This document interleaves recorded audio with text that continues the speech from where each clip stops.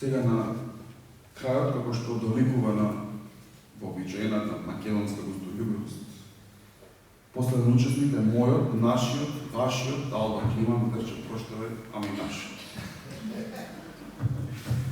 Албан Климан, тешко е кога човек мора да се опише себе си, а веројатно е уште потешко кога треба да опише свој добар и искрен пријател, немногу поради стравата, евентуална грешка, но ќе се обиде. Албан Климан е роден во Битола, Македонија. Тој е поет, раскажувач, литературен критичар, полемичар, антологичар, преведувач, новинар, издавач и собирач на македонски стари. Како новинар работел во Радио Скопје, на македонската телевизија и во Глас Истри. Одделни песни, раскази, есеи и статии му се преведени на англиски, германски, француски, италијански, руски, полски, словенички, романски, турски и албански јазик. Член на Друштвото на писателите на Македонија и на Друштвото на хрватските писатели. Тој е еден од основачите на Македонското културно друштво Кочо Рацин во Пула и на традиционалната манифестација Денови на македонската култура во Истра. Иницијатор е еден од основачите на Македонскиот културен форум во Пула, теменен во 2008 година. На Рациновите средби во Велес во 2001 година му е врачено почесно Рациново признание за принос во афирмацијата на македонската литература и Рациновото дело и за зближување меѓу народите. Албан Климан може да се обидете да го опишете на милион начини, но основното, оно што самиот Алдо би бил најмногу горд, тоа што Алдо е пред се извонреден човек и голем македонец. Драг мој пријател Алдо Повелик, како што ви рекол, те жезлот е твој.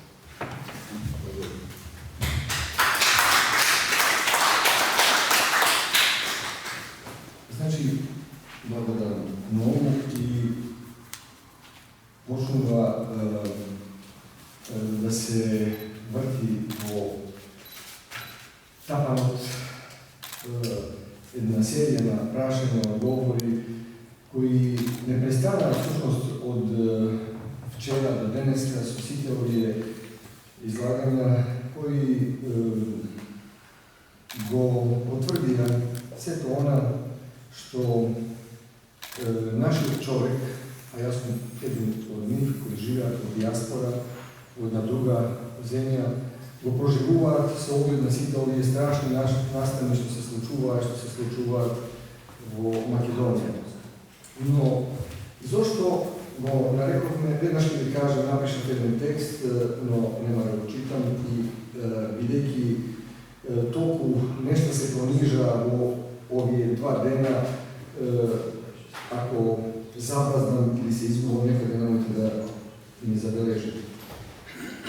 Овој собир всушност има наслов Македонија, идентитет, суверенитет, слобода.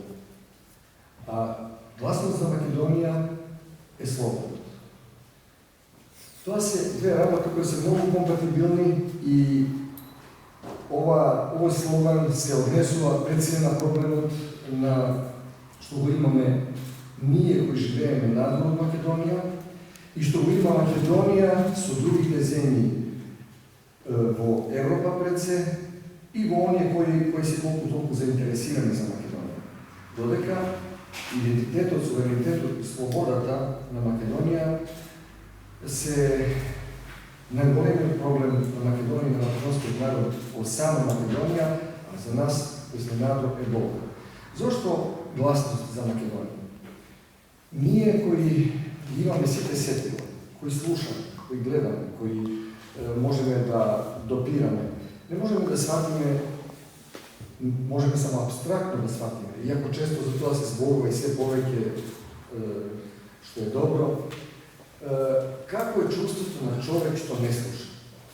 Роден е и не слуша, не може да чуе. Такво чувство имаат македонците во Хрватска за проблемите во Македонија. Такво чувство имаат македонците за проблемите во Европа, во Америка. И слушаат и гледаат само на порталите. Меѓутоа, како и јас, кој сум интелектуалец, јавно сум живо 40 години и кој од 2017 година, кога почна најстрашната драма по предвремените избори во 2016, значи во 2017, безброј пати сум се будел, сум легнувал, сум шетал низ градот, прашувајќи се дали само јас сум тој патетичен македонец кој некаде плаче во себе си, кој плаче дома, или тоа им се служува и на другите. Затоа што во средината во која што ја живеам, само најблиските луѓе, а дури некои и од блиските пријатели, нема информација за тоа и живеја во едно глубило за тоа што се случува во Македонија. Една голема перница што задушува е ставена преку гласноста за вистината. Прва работа, еден од всушност, само заради сликовитост, кога се почна да се создаваат првите најпримитивни цивилизации во човештвото и основа за создавање на некакви заедници бил јазикот. Значи, човекот гледал камен во земја, за него тоа представува камен, му дава име и тоа функционира. Жена, човек, дете, јавење. Тоа се елементарни работи кои имаат имиња невини. Тие имиња немаат никакви други археолошки наслојки што подоцна со милениуми ќе ги добијат зборовите, па така, денес зборот човек не значи само човек, маж. Човекот е се. Значи, се што ја представува цивилизацијата и во што ја создавал човекот, тоа се тие наслојки. Меѓутоа, во тоа време, кога се создаваат невини зборови, тие го имаат само тој слој и само тоа значење. И тоа племе некое, најпримитивно, имало име за себе си, а за некој друго племе имало некој друго име и така го викало. Самите си го давале името, така и народите низ историјата си го давале името себе си, другите го викале тој народ како што им одговарало, меѓутоа тоа е неотуѓиво, едноставно бескрајно неотуѓиво право некој да ти го земе името и да ти го нареди да се викаш на поинаков начин. Кога почна овие страшни работи, мене силно ме водеа две нешта. Интуицијата што ја имам природно, некое животно искуство, бидејќи Џаково и јас сме овде од таа генерација, од таа генерација која ги познаваше, живееше со сите оние значени важни луѓе што ја создава и македонската литература и македонскиот јазик, бидејќи 60-те и 70-те години се една неверојатна, ова што го рече Елка, експанзија на една убавина, на создавање на тој македонски јазик, на една прекрасна литература, на најважен период во продукцијата на македонската народна песна. Во тоа време живеат и сите пеачи што се легенди сега, а во полна младост се и создаваат најубави песни. Тоа се снима во Радио Скопје со голема грижа и така натаму. Значи, видов се. Живеев во Македонија од најраната младост, 10 години, 70-те години живеев интензивно во јавниот живот и некои артисти од Мето Ивановски, да речеме, Чоревски, така натаму, и со нив сум правил интервјуа за телевизија, значи со тие луѓе се знаев. Значи видов се во еден најинтензивен период на македонската култура. И сега тоа беше една од причините што врз кои се подпираше мојата интуиција. Од друга страна, живеам во Република Хрватска, која според настаните во однос на Европската унија е пред Македонија, многу години. Не зборувам тука за квалитетот на политиката, политичките идеи, така, тоа не. Зборувам само за интегративните процеси и што се мораше да проживее Република Хрватска, кои се барања и оправдани, и безсмислени, за да може да дојде до тоа влегување во Европската унија. Имам слика за еврото како еден простор каде што е создавана најубавата цивилизација, најблагородната Европа koja se sodrži во имињата и не само на овие што се од Европската унија, денешна Европска унија, не од само од тој простор, Бетовен, Шекспир, Гоја, тие имиња ги спомнам случајно, туку и оние кои се исто така европејци, тоа многу големи европејци што создавале во Русија и во другите источни земји и се голем корпус на таа европска култура. Меѓутоа, видов со своји очи, а искусив и врз својот грб, и видов што му се случува и на овој народ во Хрватска, со каква репресивна, бескрупулозна сила Европската унија се однесува кон оние што треба да ги прими во рамките на таа држава. Тоа е еден сосема погрешен концепт. Еден концепт за кој уште 1867 година во Женева на Конгресот на Лигата за мир, на кој присуствуваат, ќе наведам само неколку имиња што ќе ви значат, Гарибалди, и тоа како еден главен гост таму. Присуствува Достоевски, Виктор Иго, а главниот звезда е Бакунин, еден од најголемите анархисти. И тој најголем пријател на Гарибалди, меѓу другото, кој се борел за правдење, за соживот на просторот од Нормандија до Сибир, до каде што има народ и до каде што има пред се словенски жители, од словенската култура, или како да го речем. Бакунин изјави тогаш на тој конгрес: ние мораме 1867 година. Ние мораме да ги урнеме трите големи царства. Австро-Унгарското, Руското царство Николаевско, најстрашно абсолютистичко царство веројатно во историјата, и Отоманското царство. Зошто? Затоа што тоа се задани на народите, создадени се од озгора кон долу, со поробување. И треба да се постави вака: малите општини да се обединат во провинции, провинциите во држави, а државите во Соединетите држави на Европа. И тоа создадено од оздола према горе, според правда, според волјата на тие народи.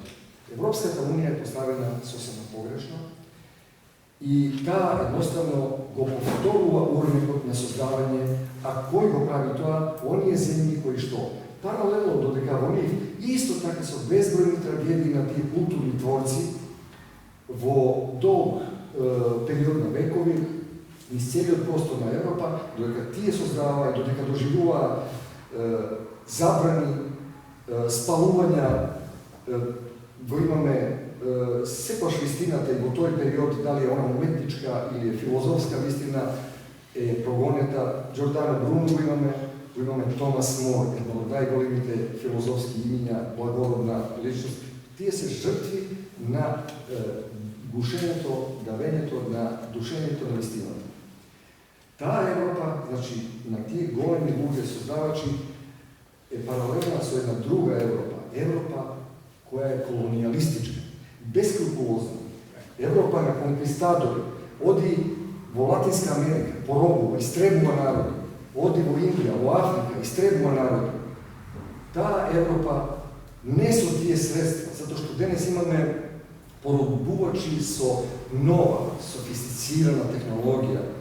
Имаме поробувачи со интернет, со сега тоа го викат порано специјални војни, хибридни војни, со лаки, со измами, со големи инвестиции на финансиски средства за да се создадат. Нашата новинарка од Македонија, Мирка Велиновска, го рече бројлери, и создадени се таа Европа и заедно со Америка и со овој страшен милитантен блок кој се вика НАТО, кој не е ништо друго, туку само, како што рече вчера, не можам точно да го цитирам, Алек Русјаков, но тоа е едноставно една фирма за војна, која од сите нас извлекува, од сите страни извлекува пари и ги жртвува нашите луѓе за да поробува други.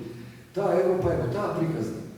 Ова сегашна Европа birokratska, koja shvati дека je dovoljno samo da влезат, простите ако повторувам нечи од вашите мисли, затоа што јас едноставно морав вака да поставам, затоа што сето она што вие го кажувавте, се тумбаше низ мене, низ моите болки, и верувам низ болките, сега знам и уште повеќе низ болките на македонците кои се секаде во светот и во Македонија, вие дојдовте, вие донесовте овде за таа задушеност, таа перница да ја тргнеме, барем малко, барем да се отвори еден мал простор да се чуе таа вистина, таа Европа бирократска, која во која влезат некои луѓе не можат никош да излезат и не сакаат да излезат, затоа што е предобро, а сосема се празни.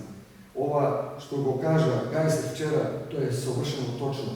Со нас управуваат луѓе кои немаат идеја, кои не знаат ништо, како може една Федерика Могерини, како може еден Јоханес Хан, како може еден Жан-Клод Јункер да мене да ми зборува и на мојот народ да ми зборува за идентитетот на македонскиот народ, за посебноста на македонскиот јазик, за историјата на македонскиот народ, да го прашаш само една поговорка дали знае да каже.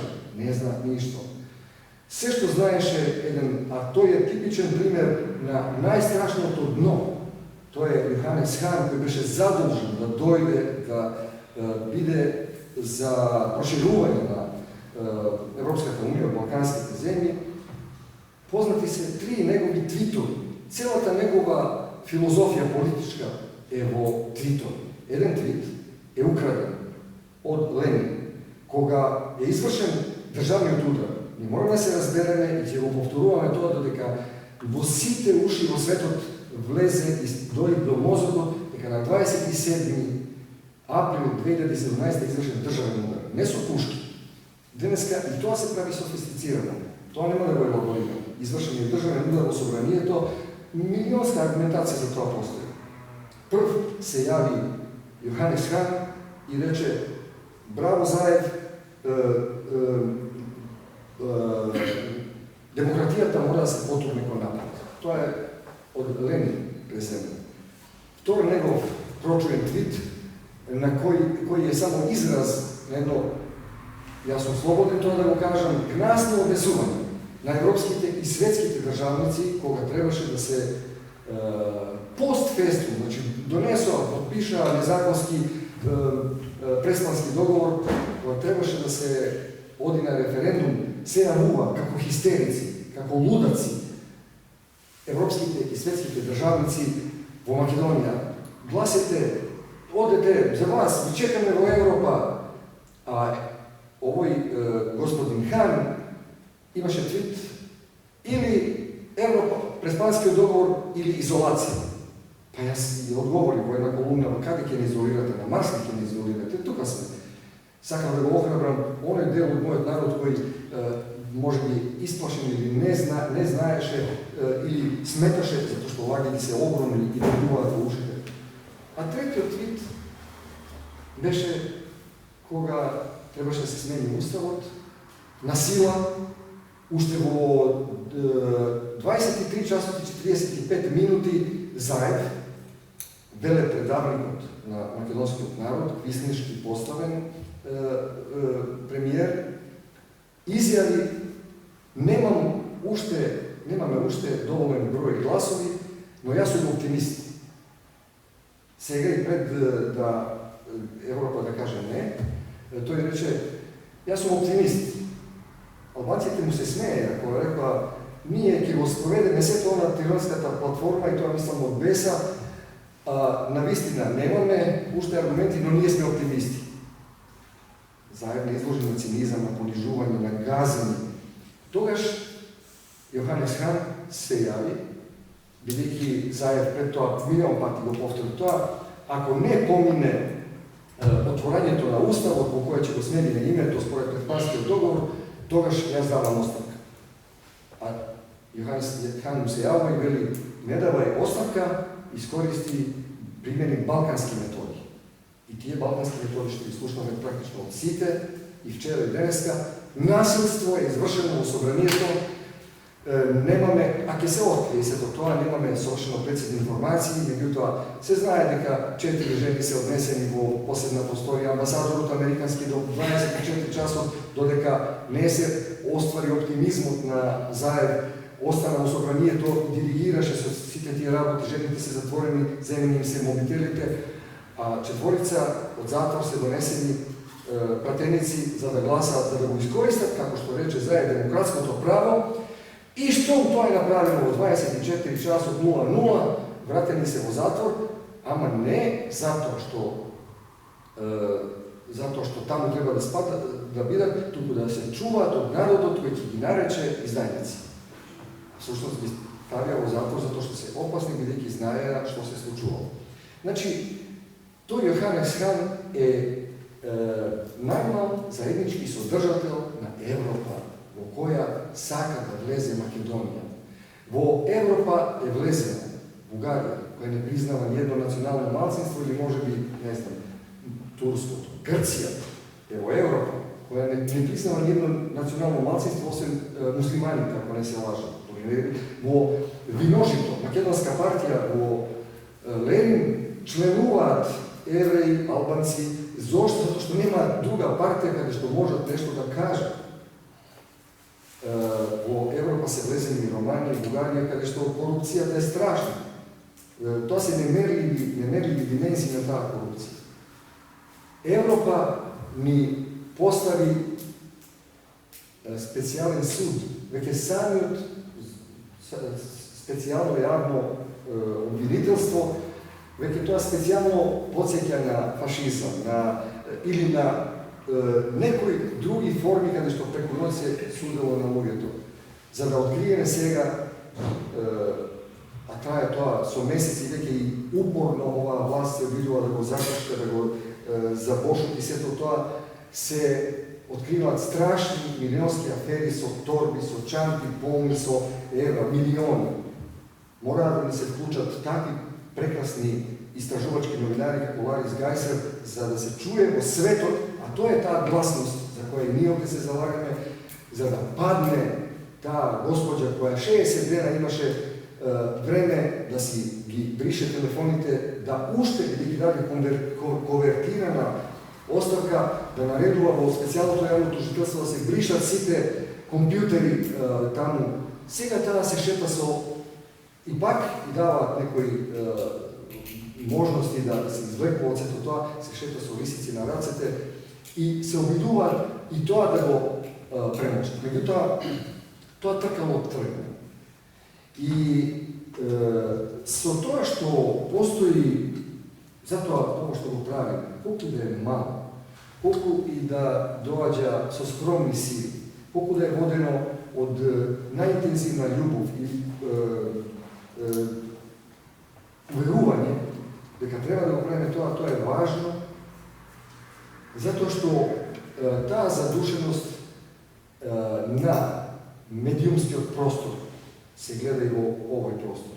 Ние, пријателот Брдарски, кажа дека во Истра имаме 500 души. Каде се тие 500 души? Имате различна е структурата на нивните причини за тоа. Меѓутоа, една од големите причини е сомневањето. Не ми се верува. Друга причина е идеолошка залуденост од некое време, уште со некои идеи. Немам никаква посебна причина ни да фала, ни да брани нешто, некои комунистички идеи што не се остварени, пропад на социјализмот, ова не ми се допаѓа, не се.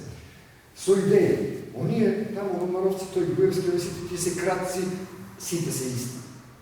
И има оние што бегат, ова што го зборуваше Виолета, затоа вело ми се тубаше се во ова глава, ние имаме еден голем број македонци кои не прифатија дека се ново национално малцинство како и другите во Хрватска, кои беа некогаш народи во Југославија, а од друга страна сакаат, а има и такви кои доаѓаат сега, свежо, доаѓаат тука и веднаш сакаат да се асимилираат и да станат поголеми хрвати или истијани од нив самите. И тоа е една страшна работа. На тоа помага Европа која молчи. На тоа помага Хрватска која молчи. Кога беше a ова ви го кажувам вам, кои тоа треба да го пренесете во Македонија. Бидејќи вие немате информации до крај што се случува тука, дека тако молк, таква заглушеност, тако блудило, сурдом фабула на раре, блудиот му кажуваш приказна, дека тоа блудило е толку бескредно, што кога беше референдумот, од тука отидоа полни со адреналин новинари од сите агенции, телевизиски така натаму и јавува и разбира со провладините новинари таму и други луѓе со еден куп лаги, безмислици, глупости и кога пропадна референдумот ја дава познатата реченица, да, немаше доволно излезот, меѓутоа 99% тие што излегува, тие 36 за кои знаеме дека се и помалку, бидејќи имаше полнени на кутии, од тие 36% што излегува, 90% гласале за ова, значи успеа и сите му честитаат, и пак се јавуваат Хан, и сите па, тоа е една срамота, една ова. Сега, кога се случува рекет, кога паѓа Заев, кога излегува на видело едно бескрајно лудило, сега молчат. Во Хрватска само на оние пасици што поминуваат под вестите, и тоа во оваа форма, због неуспеха во Бриселу, припремају се приевремени избори. Тој неуспех во Брисел е неуспех, тоа е очекувано. Јас во јуни месец и мај, кога пишува во јуни ке, јас се извинувам, на крај сум пак имате уште малце трпение. Во јуни повторуваше Заев, сега добиваме во јуни готово, а тоа е и претходната година окружение готово, името го добивме, ова, како се вика,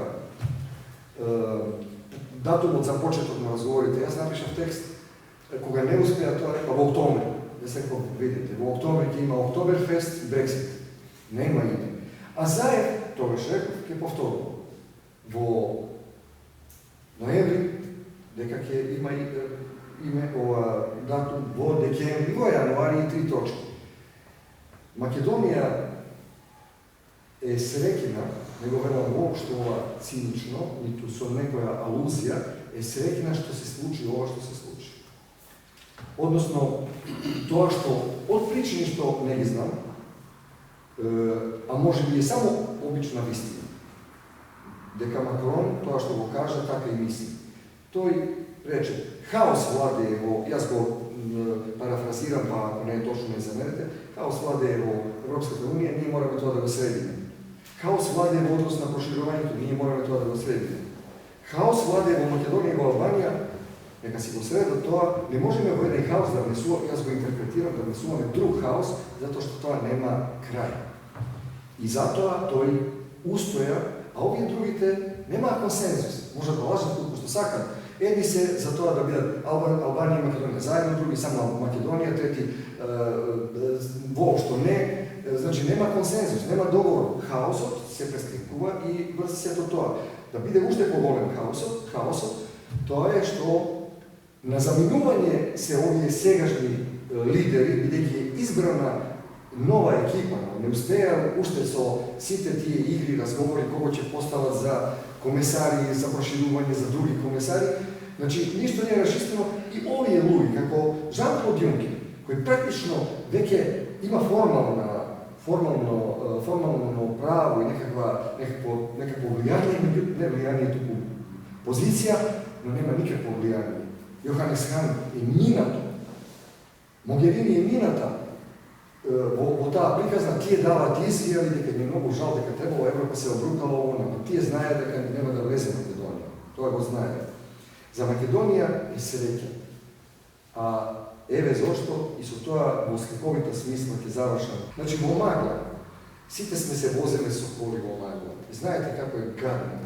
Со светла најдобри магленки, ово она кога возиш опасно, смалуваш брзина, меѓутоа има, ако сте возеле на големи отворени патишта низ Италија или некаде кај што постојано се одвива животот, не е тоа некој мало место од до онде, одат шлепери, одат камиони големи, автобуси, одат лудаци некои, возат во магла, преминуваат.